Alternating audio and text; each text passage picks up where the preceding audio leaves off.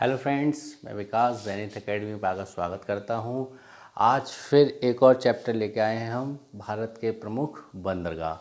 लगातार आप series geography की देख ही रहे हैं और आगे भी मैं वीडियो बना रहा हूं। कल भी मैंने बनाई थी वीडियो, जैसे मैंने कहा था कि मृदा के 10 प्रश्न और मैप में आप लोगों को बताऊँगा।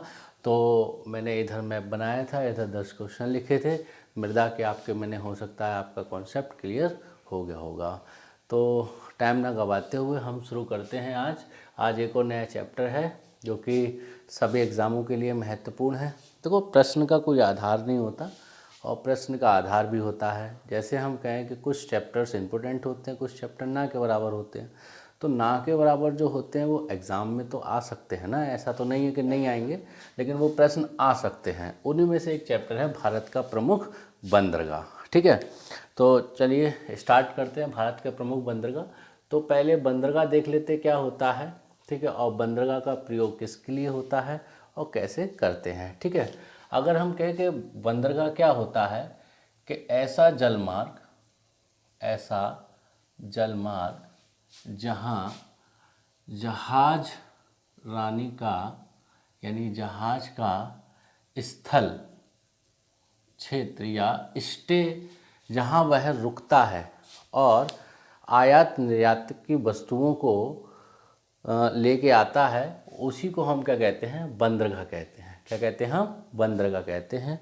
ये अभी से नहीं, काफ़ी प्राचीन समय से बंदरगाह का प्रयोग होता चला आ रहा है। ठीक है, जैसे अगर हम कहें कि बंदरगाह का प्रयोग सिंधु घाटी सभ्यता में भी हुआ था, तो हाँ, सिंधु घाटी सभ्यता में भी इसके प्रमाण मिलते हैं। लोथल नामक स्थल को गोदीवाड़ा के नाम से हम जानते हैं। किस नाम से जानते हैं? गोदीवाड़ा। यानी कि हम कह सकते हैं कि ये क्या था, प्राचीन समय का एक बंदरगाह था। यहाँ से अलग अलग देशों से क्या होता था, व्यापार होता था। क्या होता था? व्यापार होता था। अगर हम देखें कि भारत का जो आपका दक्षिणीय भाग है, जो भारत का आपका दक्षिणीय भाग है, ये भाग आपका समुद्रीय तट से लगा हुआ है। किससे लगा हुआ है? समुद्री तट से। इधर देखेंगे तो आप बंगाल की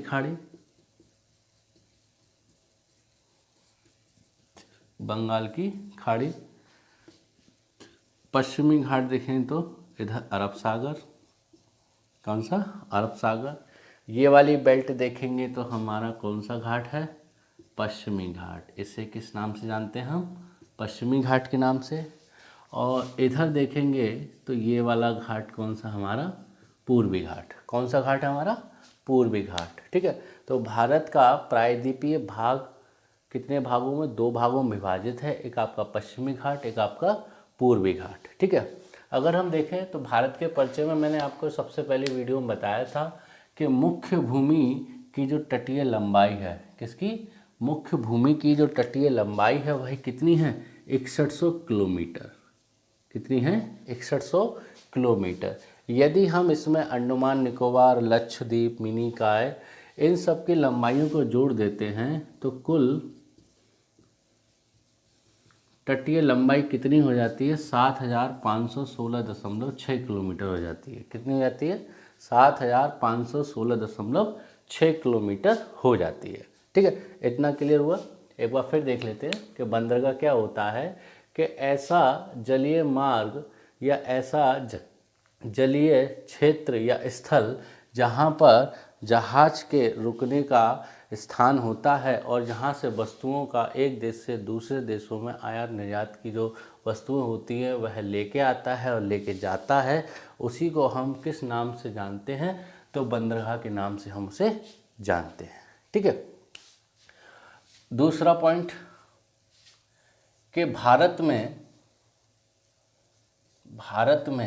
प्रमुख कितने बंदरगाह हैं? भारत में प्रमुख बंदरगाहों की संख्या कितनी है? तो हम कहेंगे कि भारत में बड़े बंदरगाहों की संख्या 13, बड़े बंदरगाहों की संख्या 13 तथा छोटे व मझौले बंदरगाहों की संख्या 139 है। कितनी है? लगभग 139 है। ठीक है, लेकिन बड़े बंदरगाहों की संख्या कितनी है?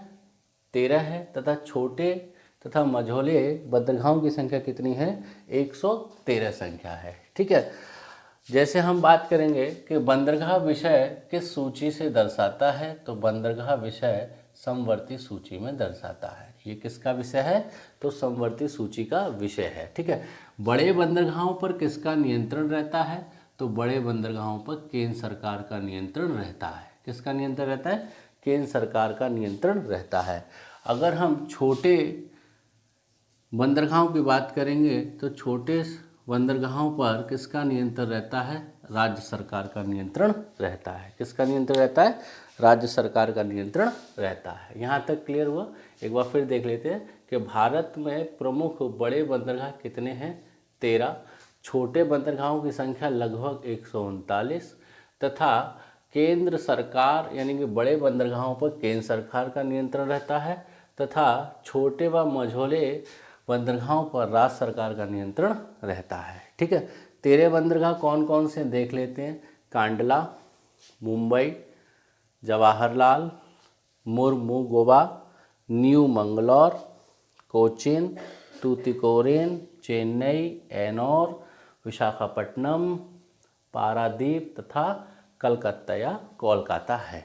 ठीक है, 13 बंदरगाह कौन कौन से हैं? एक बार फिर से रिकॉल करेंगे। कांडला, मुंबई, जवाहरलाल, मुर्मुगोवा, न्यू मंगलौर, कोचीन, तूतीकोरिन, चेन्नई, एनोर, विशाखापट्टनम, पारादीप तथा आपका कोलकाता या कलकत्ता बंदरगाह है। ठीक है, अब इसको जैसे प्रश्न पूछा आप लोगों से कि बताइए पश्चिमी घाट का बंदरगाह कौन सा है? पश्चिमी घाट का बंदरगाह कौन सा है? तो जैसे आपसे प्रश्न पूछा भैया पश्चिमी घाट का बंदरगाह बताइए, तो आपको 4 ऑप्शन दे देगा वो। पहला ऑप्शन दिया आपसे कलकत्ता, पश्चिमी घाट का बताना ना, पश्चिमी घाट का बंदरगाह कौन सा है? कलकत्ता दे दिया, नागपट्टनम,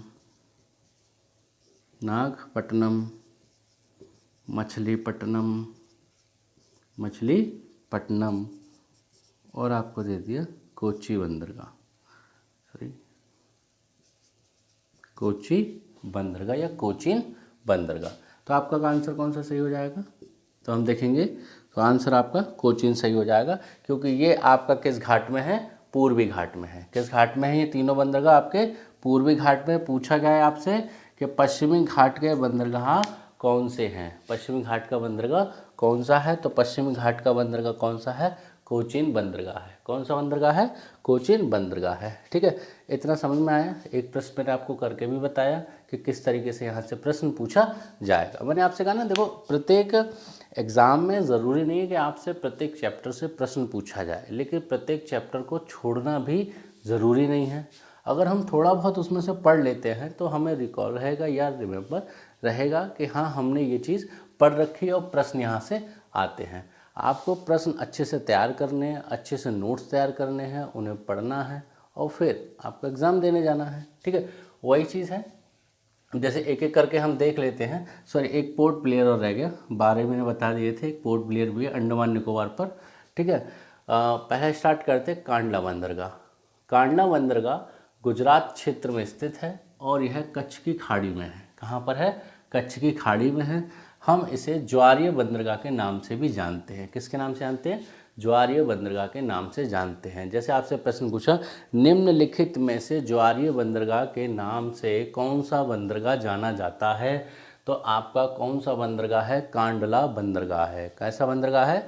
कौन सा बंदरगाह है? कांडला बंदरगाह है। ठीक है, दूसरा, कच्छ की खाड़ी में स्थित बंदरगाह कौन सा है? तो आपको 3 ऑप्शन इधर से दे देगा और एक ऑप्शन आपको इधर से दे देगा। तो आपको कौन सा सही हो जाएगा? कांडला बंदरगाह स्थित हो जाएगा। ठीक है, सही हो जाएगा। दूसरा है मुंबई बंदरगाह। कौन सा है? मुंबई बंदरगाह। ठीक है, अब मुंबई बंदरगाह यह प्राकृतिक बंदरगाह है। मुंबई बंदरगाह कैसा बंदरगाह है? एक प्राकृतिक बंदरगाह है तथा देश का सबसे बड़ा बंदरगाह है।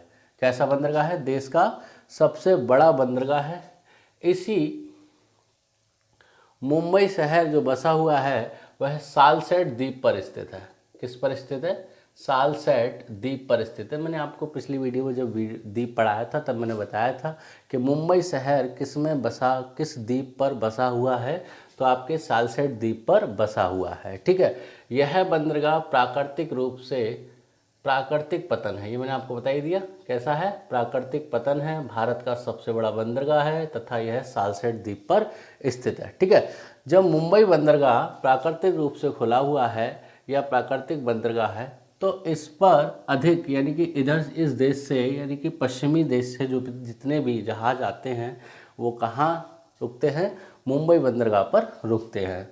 अब जब मुंबई बंदरगाह पर रुकते हैं तो स्वाभाविक सी चीज़ है कि लोडेड ज़्यादा हो जाएंगे, ज़्यादा जहाज आएंगे तो ज़्यादा स्पेस लेंगे, जिसके कारण यहाँ पर एक जवाहर लाल, ये पहले दूसरा नाम था, नेहवा सहवा बंदरगाह नाम था इसका, तो अभी प्रेजेंट में इसका नाम क्या है, जवाहर लाल बंदरगाह, जो कि भारत का सबसे बड़ा कृत्रिम बंदरगाह है। कैसा बंदरगाह है, भारत का सबसे बड़ा कृत्रिम बंदरगाह है। ठीक है, ये किसके लिए बनाया गया, तो मुंबई बंदरगाह के सहायक के लिए बनाया गया। किसके लिए बनाया गया, मुंबई के सहायक बंदरगाह के लिए बनाया गया।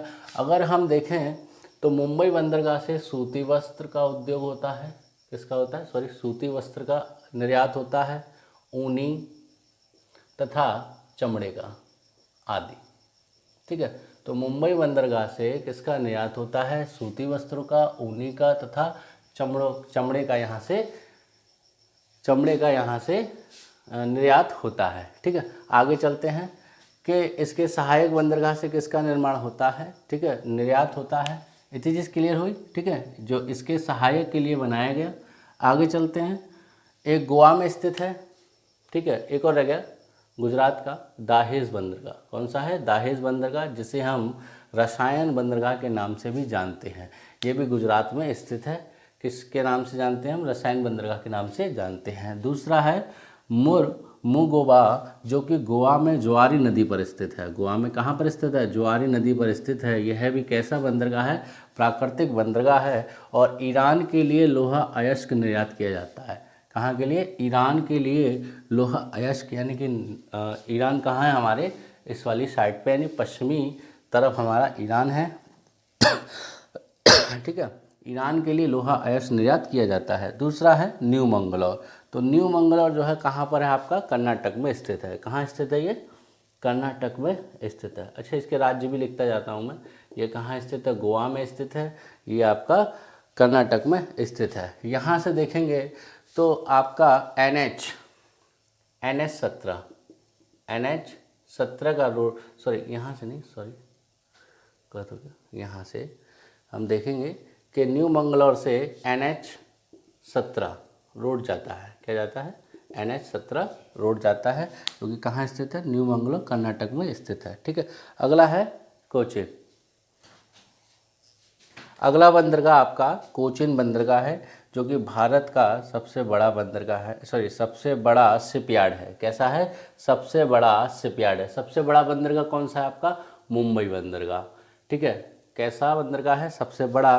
तथा सबसे बड़ा शिपयार्ड बंदरगाह कौन सा है, तो आपका कोचीन बंदरगाह है। तो देखेंगे किस तट पर स्थित है, तो मालाबार तट पर स्थित है। कहाँ स्थित है, मालाबार तट पर स्थित है। अब इधर चलते हैं पूर्वी घाट की तरफ। पश्चिमी घाट का समझ में आ गया होगा आपके। 2 पॉइंट यहाँ इंपॉर्टेंट है, एक तो ये वाला और एक आपका ये वाला, और तीसरा आपका ये वाला।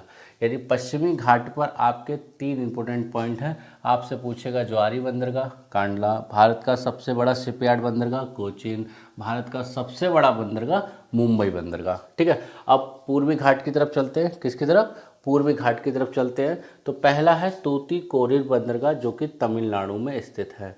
तमिलनाडु में 3 बंदरगाह स्थित हैं आपके, एनोर, चेन्नई तथा तूतीकोरिन। तूतीकोरिन का वर्तमान समय में है मत्स्य पालन के लिए भी जाना जाता है। अगर हम कहेंगे भारत का सबसे पुराना बंदरगाह कौन सा है, तो सबसे पुराना बंदरगाह आपका चेन्नई बंदरगाह है। कौन सा है, चेन्नई बंदरगाह है। ठीक है, अगला है एनोर बंदरगाह। कौन सा है, एनोर बंदरगाह। एनोर बंदरगाह को हम कामराज बंदरगाह के नाम से भी जानते हैं। किस नाम से जानते हैं, कामराज बंदरगाह के नाम से भी जानते हैं। यह एशियाई विकास बैंक की सहायता से ओपन किया गया। किसकी सहायता से, एशियाई विकास बैंक की सहायता से ओपन किया गया। अगला है पारादीप। अगला है आपका पारादीप। पारादीप आपका उड़ीसा में स्थित है। कहाँ स्थित है, उड़ीसा में स्थित है। ये यहाँ से जापान के लिए लोहा तथा मैग्नीज का निर्यात होता है। किसका होता है? मैग्नीज तथा लोहे का यहाँ पर निर्यात होता है। अगला है कलकत्ता, जो कि हमारा वेस्ट बंगाल में है। कहाँ पे है? वेस्ट बंगाल यानी पश्चिम बंगाल में है। इस बंदरगाह को हम डायमंड हार्बर के नाम से जानते हैं। किस नाम से जानते हैं? इसे डायमंड हार्बर के नाम से जानते हैं। ठीक है। इस बंदरगाह के समीप एक और बंदरगाह है जिसे हल्दिया बंदरगाह के नाम से जानते हैं। किस नाम से जानते हैं इसे? हल्दिया बंदरगाह के नाम से जानते हैं। हल्दिया बंदरगाह जो बनाया गया था वह कलकत्ता की सहायता के लिए बनाया गया। किसके लिए बनाया गया था? कलकत्ता की सहायता के लिए बनाया गया। ठीक है। जैसे जवाहरलाल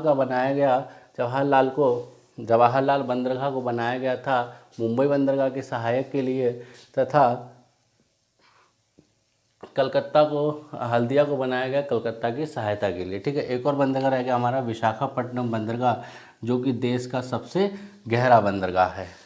ठीक है। विशाखापट्टनम देश का सबसे गहरा बंदरगाह है। यह किस राज्य में स्थित है? तो यह आंध्र प्रदेश में स्थित है। कहाँ स्थित है? आंध्र प्रदेश में स्थित है। इस बंदरगाह को हम डॉल्फिन नोक के नाम से भी जानते हैं। डॉल्फिन नोस के नाम से भी जानते हैं।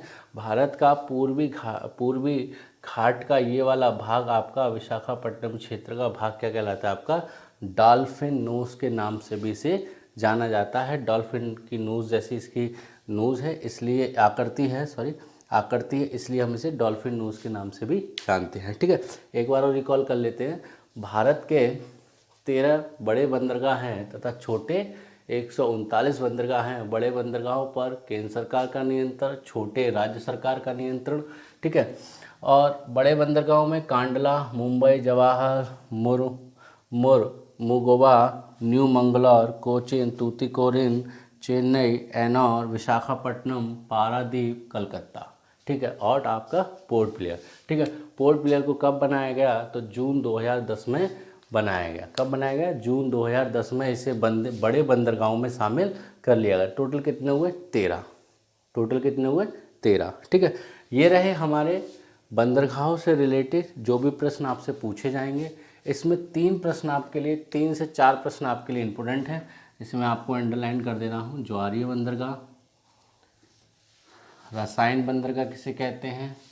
देश का सबसे बड़ा बंदरगाह, भारत का सबसे बड़ा शिपयार्ड बंदरगाह, भारत का सबसे पुराना बंदरगाह तथा भारत का सबसे गहरा बंदरगाह। ठीक है। तथा डायमंड हार्बर के नाम से किस बंदरगाह को जाना जाता है?